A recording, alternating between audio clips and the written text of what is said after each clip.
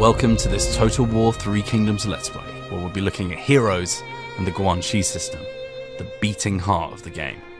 Now this is probably one of the most complex Total War titles that we've released to date, so please sit down, grab yourself a whole bucket of popcorn, and ready yourself for one of the longest Let's Plays I've ever done.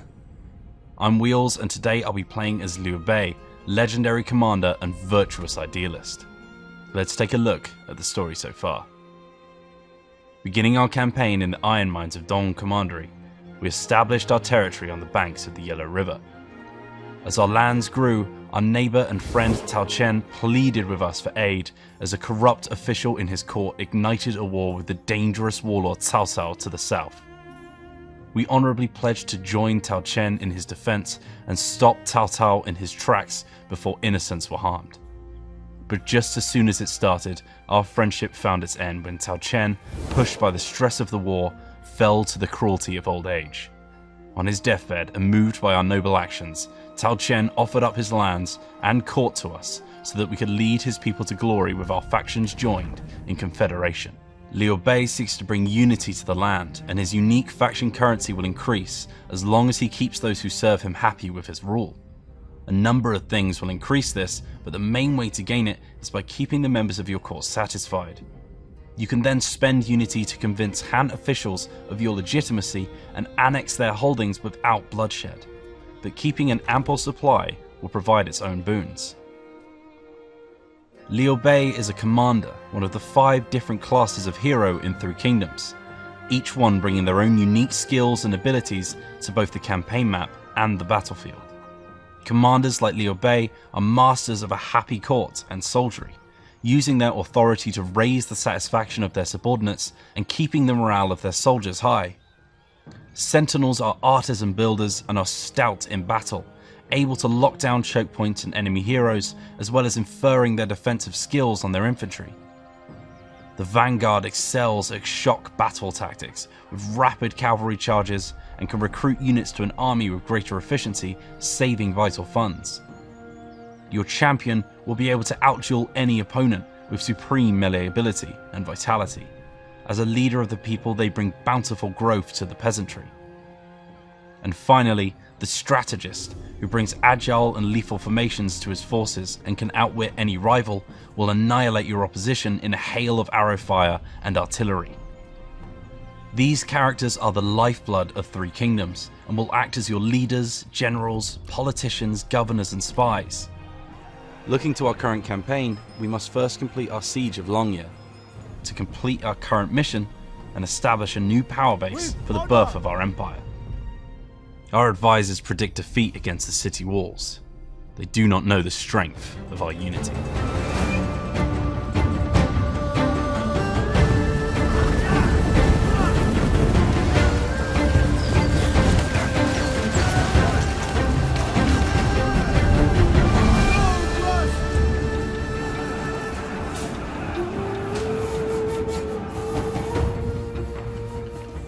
Victory is ours, and these puppets of the tyrant Dong Zhuo threaten us no longer. With that, our mission is successful, and we can now look to strengthen our position further. After that well-fought battle, Liu Bei and his timeless ally Zhang Fei have gained a new rank. Each class of character comes with their own unique skill tree, granting a variety of powerful effects. Depending on the type of person they are, different characters of the same class can start in different areas of the skill tree. My recently espoused wife, for example, starts more centrally due to her nature as an outsider. Skills can affect a wide variety of things depending on how your character is deployed. Some will affect the combat skills of their personal retinues, or be applied to the entire army that a character is deployed in. Some will give bonuses to the lands that a character governs, and others will give powerful abilities to your character in combat. All of these skills, however, will improve the 5 attributes that are the makeup of all the characters in Total War Three Kingdoms. A character's attributes define their effectiveness in different aspects of your campaign. For example, as a commander, Liu Bei is naturally authoritative, giving a huge boost to the morale of his retinue and a faction-wide benefit to the satisfaction of the members of his court. The instinctive Guanxi, however, brings a huge bonus to his damage dealing ability and can help cut costs when mustering forces. If we increase Guanxi's instinct by investing in the Fury skill, we can see those benefits improve. Characters are not one-dimensional though, and by investing in the right skills and giving the right equipment, a Vanguard can be just as authoritative as their commander companions. The way in which you manage these characters is at the heart of everything in Total War 3 Kingdoms. They are the most important and powerful assets your faction has, and potentially the most dangerous forces you'll have to deal with in your campaign.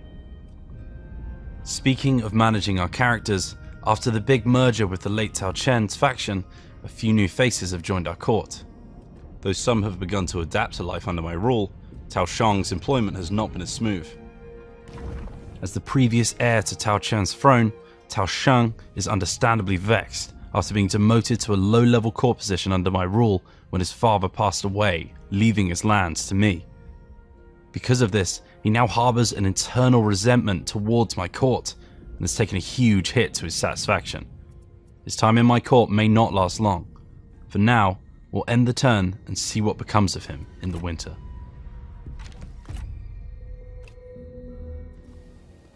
It's a bitter winter in ancient China, and Cao Cao's borders grow closer to ours as he takes more of Chen Commandery. At home, our suspicions were realised as Tao Shang has officially departed our court in search of more gainful employment. Characters in Three Kingdoms do not cease to exist when they leave a faction. If the court in which they were employed was not satisfactory to them, or if their faction ceases to exist, they will wander the lands searching for a new master. Tao Shang left because his satisfaction hit 0. A character's satisfaction rating shows their overall opinion of you as a ruler and the position they have under your employ. Things like having close friends with them in court or on military campaigns, a big fancy title with matching salary, or being gifted with lots of fancy trinkets will increase it. Equally, being employed in a faction where you're never given anything to do, you work with people you hate, and you receive no recognition for your rank will leave you understandably annoyed. The most important aspect of keeping people happy is properly utilising their talents. With the siege of Lanier completed, we have reached the auspicious rank of Second Marquis, which has unlocked the ability to assign our characters into ministerial positions. Let's open up the court screen and take a look. From the court screen, we can see all the available positions in our fledgling empire, with further positions being unlocked as our faction rank grows. On the right, we have all the characters willing to offer up their services to our court and the price it takes to hire them. These characters could be newly formed heroes awaiting their first opportunities, or ex-members of some prestigious court seeking a new master. Equally, they could be enemy spies attempting to infiltrate our halls. At the bottom, we have all the nobles that currently fly our banners, including my sworn brothers, my wife, and the new nobles that join me in the Confederation. More importantly, right in the middle of the screen is the hierarchy of power in our faction, with the legendary Liu Bei himself right at the top as the faction leader. Either side of him are the highest stations that characters in your faction can achieve, the heir to your throne and the Prime Minister. These roles will define the DNA of your faction, as any bonuses that your characters would bestow on your entire court if they were the leader of the faction will also take effect when given the role of heir or Prime Minister. By opening up our family tree, we can see that I currently have no son or daughter to take my place should I perish in battle.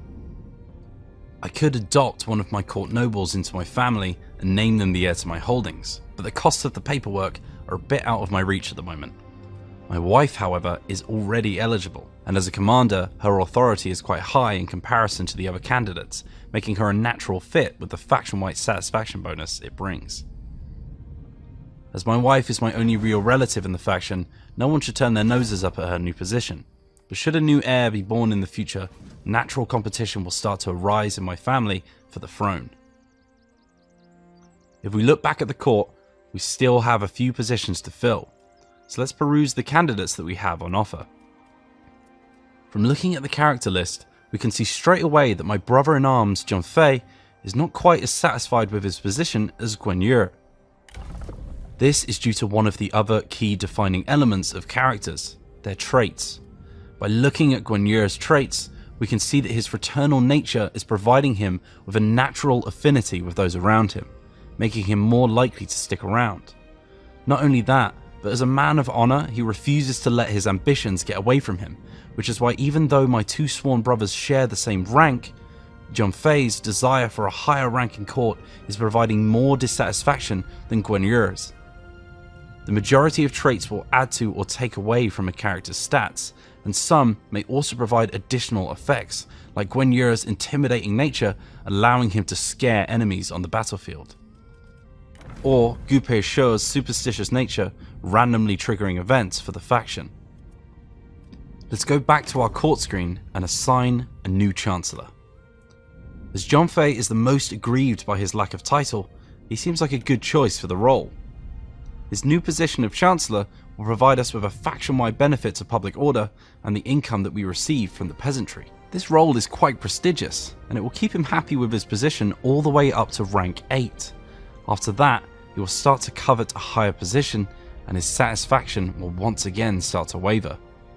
Satisfaction for your small council members is extremely important, as a noble of his stature leaving your court will trigger a full-blown civil war in your lands, so select your council carefully. We can remove him from his position in the future, but doing so would cause a huge rift between you and the character. With his brand new position, Guanxi is now absolutely ecstatic. Let's hope that his drunken buffoonery doesn't make me regret my decisions. With Guanxi now appointed as our new Chancellor, his wages have increased considerably. Seeing as his satisfaction is through the roof after his new position in the council, I reckon we can exploit his goodwill to drop his title rank a few pegs, and with it, his wage. Perfect. That's put us back in the black, even if only momentarily. Should we wish to raise the satisfaction of another character in the future, and we need a quick fix, doing the opposite and raising a character's title is a good way to score some brownie points, though an increase in rank is a little more costly, as you can see. Now that we have our first council member waiting to serve, let's put him to work in his new role. As a member of the faction council, Guanxi can provide us with special missions to enact every 5 turns, based on what he thinks needs improving around the kingdom. As a vanguard, Guanxi is primarily focused on the military, and he spotted a weakness on our border closest to the forces of Cao Cao. Without an army looking to the south, Cao Cao could sneak into our territory and take us by surprise. Thanks Guanxi, we'll head out immediately. I'm quickly going to move our force to Pengcheng to make sure we have someone on the front lines should Cao Cao decide to march on our lands. But for now, let's end the turn and bid goodbye to this harsh winter. Contemplation is required.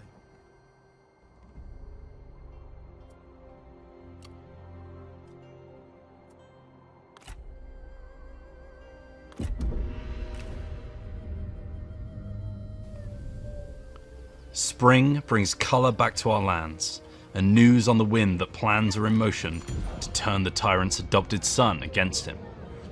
Closer to home though, more troubling events have taken place.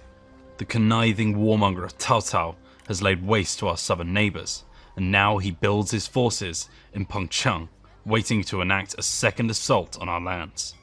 And mustering just outside the town walls is a familiar but not welcome sight.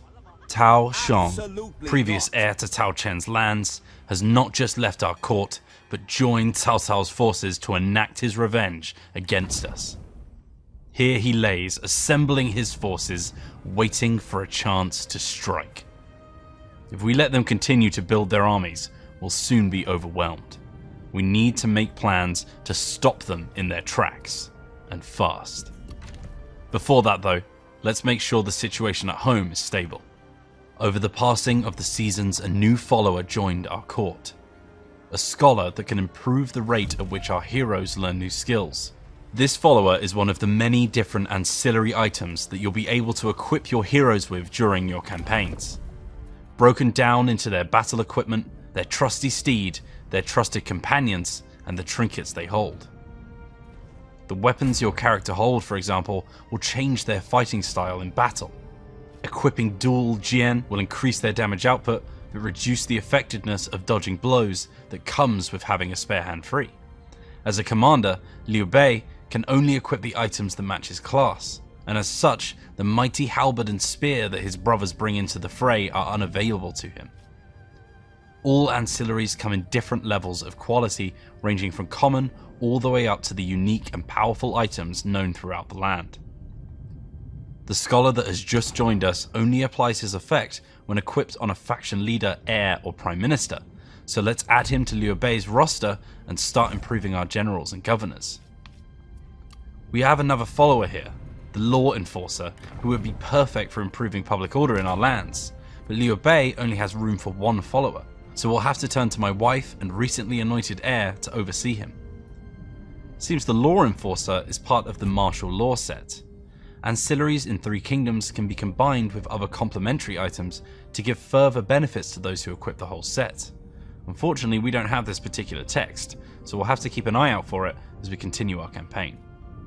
Whilst we're giving out the treasures of our faction, we should look towards our upcoming battle with Cao Cao and start equipping our generals to give us as much of an advantage as we can take. This stone axe accessory seems a perfect fit for Zhongfei. With its increase in instinct, it will also increase the damage output of our front lines.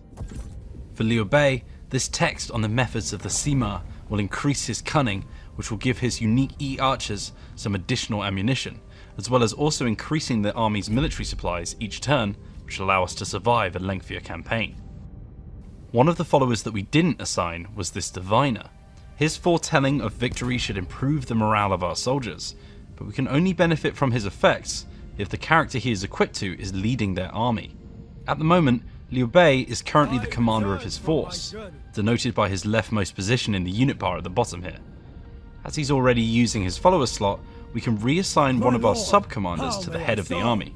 To see who would be a better fit, we can open up the effects panel for a catch-all list of every single effect this character gives and when. Guanxi here would be great at stopping attrition and allowing us to replenish when the battle is over, but Zhongfei's ability to break enemy morale seems a better fit. Let's equip him with the Diviner, and then we'll appoint him as the commander of the army. Also, as a cavalry specialist, this shabby red horse seems a pretty abysmal mount for the new leader of my army. Let's equip him with this beautiful thoroughbred, which will improve his combat efficiency tenfold. Now that we're more than adequately equipped for battle, we should assess the chemistry of our generals themselves. With a good mix of heroes in your army, you might think yourself ready for any battle, but should those heroes find each other insufferable, the clash between them could cause rivalries and leave your general's satisfactions wanting. Every character in Total War 3 Kingdoms has a core set of philosophies that they live their lives by, defined by their experiences and traits. Zhongfei is passionate about those he considers friends and lets his intimidating presence and impulsive nature guide him. When placed in court or an army with characters that share complementary traits, relationships can form between the two characters. Zhongfei and his sworn brothers have very sturdy relationships, backed up by a long history of positive events and coinciding opinions, and as such have reached the oath-sworn level of relationship.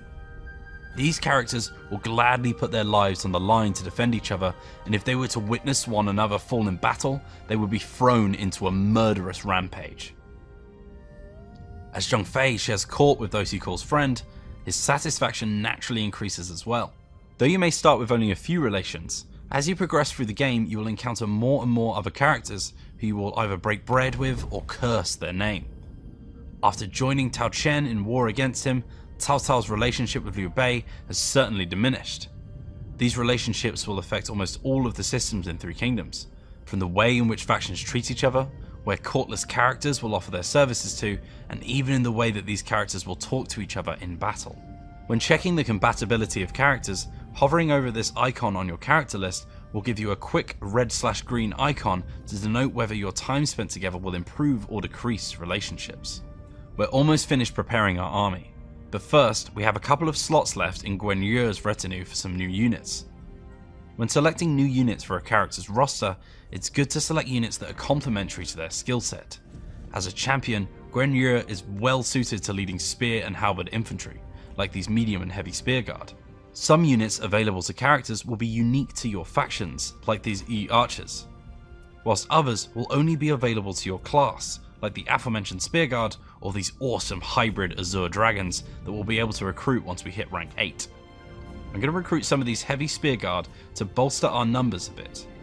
Doing so will add a half strength unit to Guanxi's retinue, which will take time to muster to full strength. They won't be quite as strong when we rush them into battle like this, but needs must. A character's retinue will stick with them wherever they travel, and can be split apart from their army or undeployed without disrupting their unit composition or experience. When deploying a new army, characters will spawn with their retinues ready to muster their forces back up again, with the cost of deploying them raised to reflect the cost of their new army. My wife, Liu Huimin, will be a good choice for keeping my homeland safe as I march into Cao Cao's camps. We've got this lovely set of armor here as well that should keep her safe. When you equip your characters with ancillary items, their character art and in-game model will change to reflect their new gear. And with that, I think we've done enough preparation. It's time to take the fight to Cao Cao and press our fleeting advantage. Do not yield. Show no pity.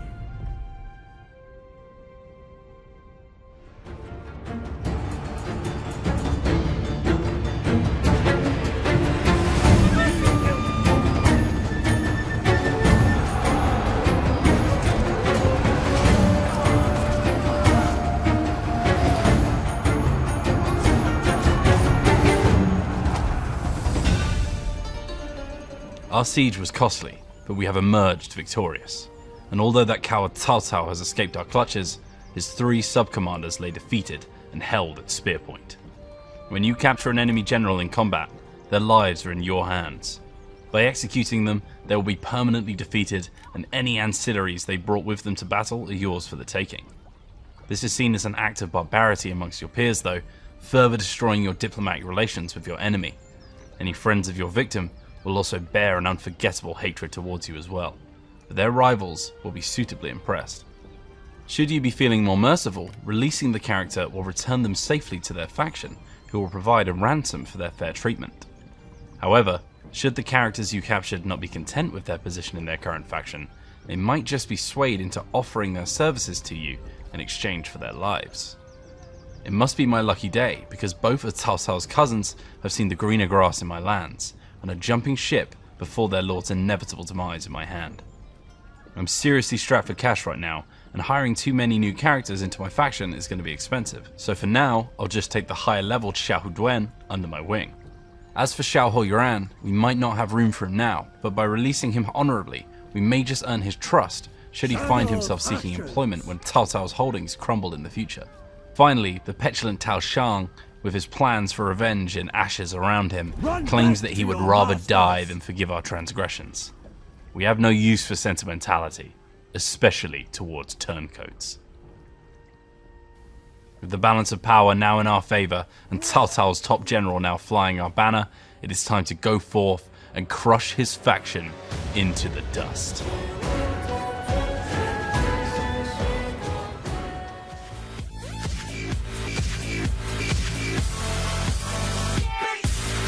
Like and share if you enjoyed the video and think others might benefit from this, and of course subscribe and hit the notification button if you are new to the channel and want to be notified every time I post a video.